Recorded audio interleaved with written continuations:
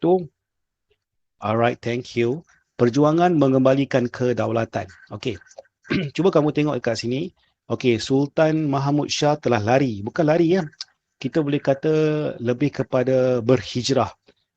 So dalam Islam kamu cuti kan 1 Muharram kan, Selasa. Itu diambil daripada kisah Nabi Muhammad sallallahu alaihi wasallam daripada Mekah. Form 1 belajar kan. Daripada Mekah pergi Madinah.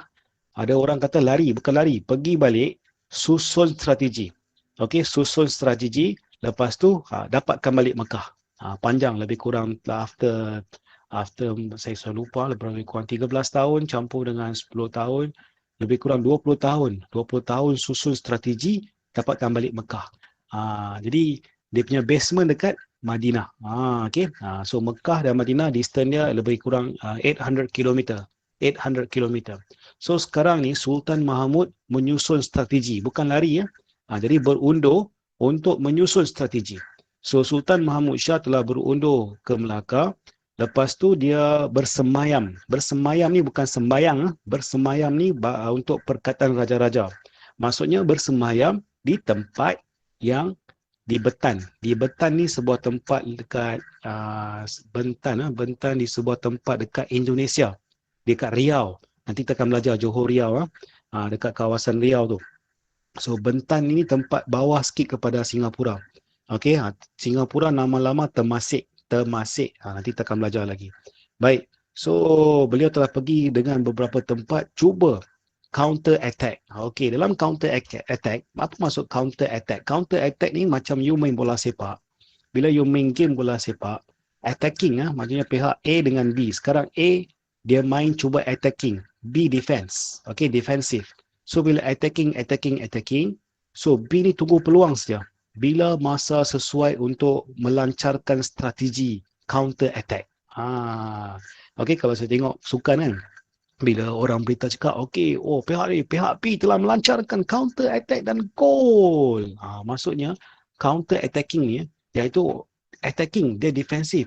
So lama-lama tunggu attack defense, dapat peluang saja, satu striker dah naik atas dan 2-3, dia hantar bola volley jauh, dia cuba score gol. Ini panggil counter attack. So counter attacking ni sangat penting dalam kita punya pembelajaran sejarah. Okey, so sekarang ni Sultan Mahmud Shah sedang melancarkan counter attack. So counter attack, bila orang attack, counter balik. Okey, kita counter, lawan balik. Okey, itu bola ni nyawa. Okey, so beliau telah cuba selama 4 tahun. Okey, Sultan Mahmud Shah melakukan 3 kali serangan untuk dapatkan Melaka tapi gagal.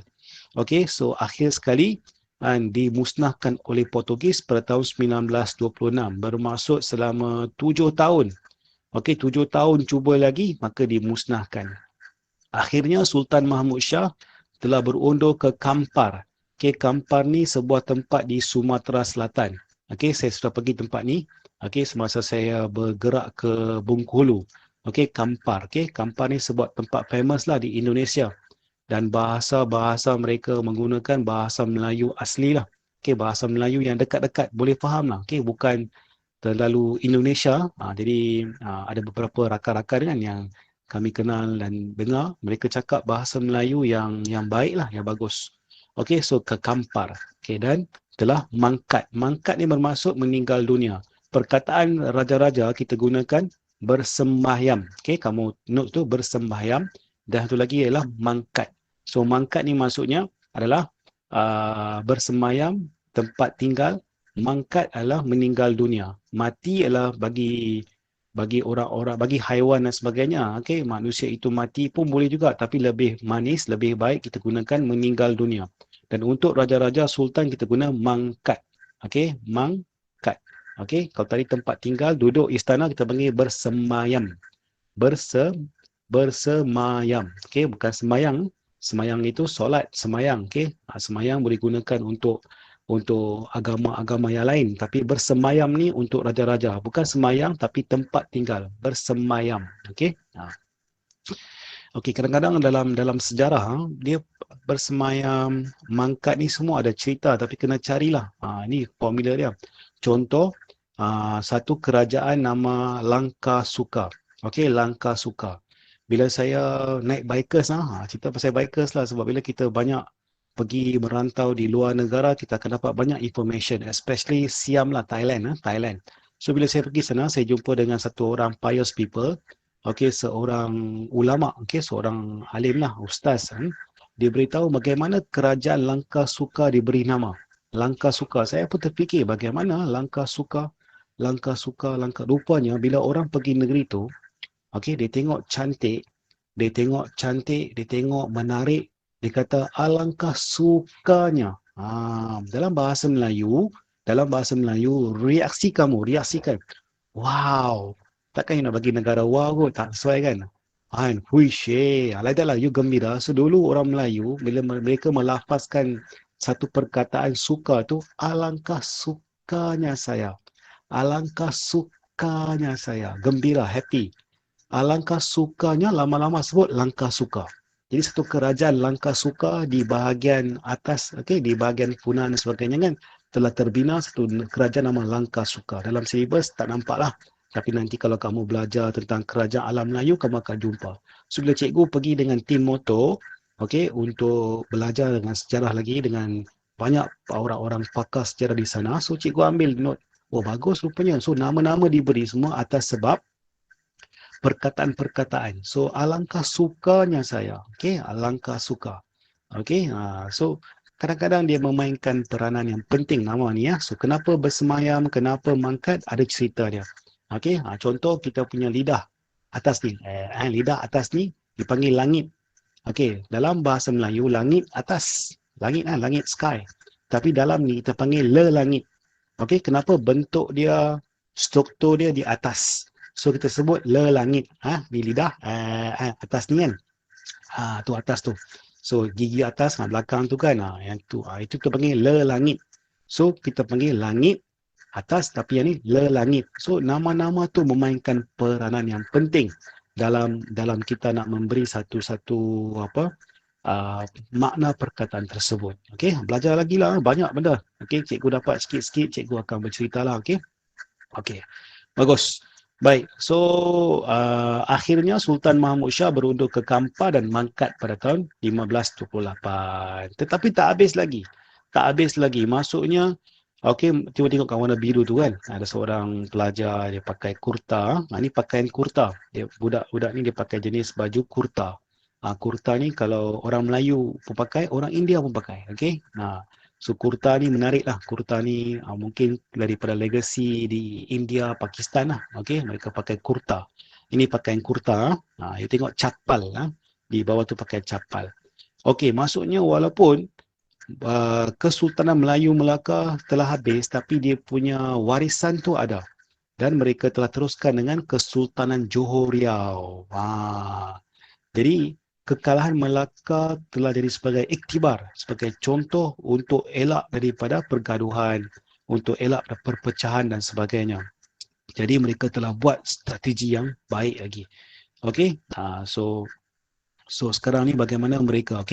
Satu lagi sejenis perahu yang bergerak laju, itu panggil lancaran. Ni bagus juga, tengok lancar. Macam mana program itu dibuat, dengan bagaimanakah perjalanan program tersebut? Syukur, Alhamdulillah program itu dapat dijalankan, dilancarkan dengan sepenuhnya. Maksudnya dilancar tu bergerak laju. So maksudnya perkataan asal dipanggil lancaran. Program dapat berjalan dengan lancar. Maksud lancar dengan baik, dengan teratur, dengan sistematik. Laju tu tapi maksudnya nak bagi tahu lancar, perkataan lancar dapat daripada lancaran. Kalau disebut lancar, lancar adalah satu beca yang mana Penang kata lancar. Iaitu ada dua roda depan, satu roda belakang. Hati-hati ya, saya tahu kadang-kadang Hokkien lain kan. Saya faham. Jadi maksudnya sekarang ni lancaran ni sejenis perahu yang bergerak laju. Sejenis perahu yang bergerak laju. Baik. Kita stop kat sini. Cuba kamu jawab dua soalan tu cerna sementara menunggu praying call sekejap. Cerna minda dan otak tu. Cuba kamu jawab dua soalan ni dan kita akan continue sekejap lagi. Please stop recording. Baru pelajar RBT dia hantar nanti video. Nanti cikgu kongsi lah. You boleh tengok saya. Sabar cikgu.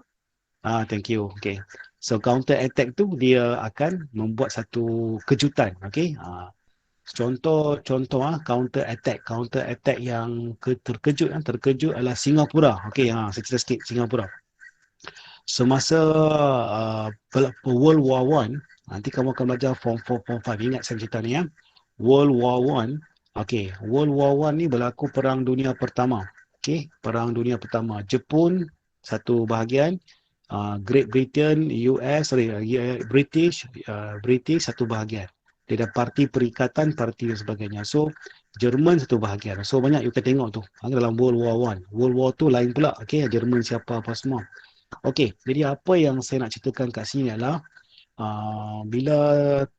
kaitan dengan sejarah kita belajar pada hari ini, kaitan sejarah yang kita belajar pada hari ini, Singapura merupakan satu basement. Selepas Melaka pergi ke Johor Riau, lepas tu 1824 Johor Riau berpisah. Nanti kita akan belajar masa form 3. So 1824 berpisah. So bila berpisah, apa yang berlaku di sini adalah Johor telah hilang kuasa lah di Riau. Okey, tapi British mula pandai, dia tengok di Penang boleh tak jadi sebagai satu tempat port, tak boleh. Dia try ke Melaka pun tak boleh. Dan akhir sekali dia pergi ke Singapura, baru mereka nampak Singapura ni satu lokasi yang strategik. Just imagine 1786 sampai di Pulau Pinang.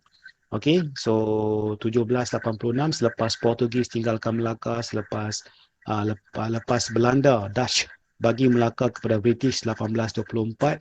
Okey, di Bengkulu tempat yang saya pergi tu, okey, bagi kepada Belanda. So mereka ada perjanjian Inggeris-Belanda. Boleh tengok Google dan sebagainya. So kaitan kita belajar pada hari ni. Kaitan. So mereka sedang cari negara Singapura. Okay, Singapura satu tempat yang kuat. So masa World War One, okey, apa yang berlaku? Okey, British telah buat strategi bagaimana nak hantar askar-askar Muslim. Okey, askar-askar Muslim dia pergi ke askar-askar Muslim pergi attack dekat Timur Tengah. Timur Tengah ni banyak Muslim. So British cuba gunakan askar-askar British Muslim pergi hantar dekat Timur Tengah, lawan dengan orang Islam sana. So mereka tak setuju. So apa yang berlaku? So mereka bangkit dan lawan British. Tapi tak ramai tahu cerita ni. Okay? Sebab tu sejarah tak boleh sembunyi. Sejarah ni you akan cari, belajar, you akan dapat. Okay, you boleh type lah. You tengok dekat situ. Okay, saya tulis dalam satu English panggil Dahagi War. Dahagi War. Ni 1905 lah, Perang Dahagi. Okay, Perang Dahagi. Okay, apa yang berlaku? Okay, saya nak cerita bagaimana counter attack. Okay, so bila berlaku itu, maka pertahanan Singapura jadi habis sebab Singapura the best defensive. So bila lebih kurang 40-50 people Muslim, India, Pakistan, Gurkha dan sebagainya, mereka telah bangun, mereka lawan orang British. British terkejut sampai kena hantar kapal-kapal, 4 kapal perang, panjang cerita dia. Okay, so itu panggil counter attack. So bila mereka lari ke Johor, mereka ditangkap oleh askar-askar Johor. Panjang cerita lah. Okay, oleh Sultan Maharaja Johor. That's why beliau dapat anugerah Sir. Tengok dalam banyak-banyak sultan. Kalau tengok buku form 2 lama memang adalah. Tapi ramai tak tahu kenapa Maharaja Johor, Maharaja di Sir. Macam you tengok Manchester United dapat Sir Alex Ferguson. Itu tinggi tu, pangkat Datuk lah, Datuk. Jadi diberi gelaran yang terbaik. Tapi masa tu Johor, dia telah dianugerahkan oleh kerajaan British gelaran Sir, iaitu Maharaja. Sultan Abu Bakar, Maharaja Sultan Abu Bakar diberi sebab menangkap askar-askar Muslim ini dan hand over to them. Jadi tengok picture tu memang sedih lah. Memang tengok semua dengan rifle dengan pistol senapang semua. So diberi isyarat 40-50 orang ditembak gitu saja. Okey, memang berlaku dululah. Memang terbukti cerita ni, tapi sejarah tak disembunyi. Bila kita cuba cari dapat kan, kita korek dapat kan. So memang kita kena belajar sikit lah dengan sejarah ni ya. Ada pro, ada kontra. Okey, baik, apa. So kaitannya counter attack. Okey, counter attack berlaku di Singapura. So dari sini kita nampak bagaimana kaedah tu, bagaimana konsep main game bola sepak tu boleh masuk unsur sejarah. Okey, boleh masuk. So ni dipanggil meningkatkan cara kamu berfikir. Okey, baik. Guys, saya tak akan pergi ke chapter 6. Okey, saya bagi peluang kepada kamu. Okey, tutup buku tu. Tapi jangan lupa dua soalan tu. Okey, dua soalan iaitu muka surat 91. Okey, jadi saya katakan alangkah kamu tolong note apa perkataan-perkataan saya ajar. Contoh lelangit tadi kan. Lancaran satu perahu yang bergerak laju.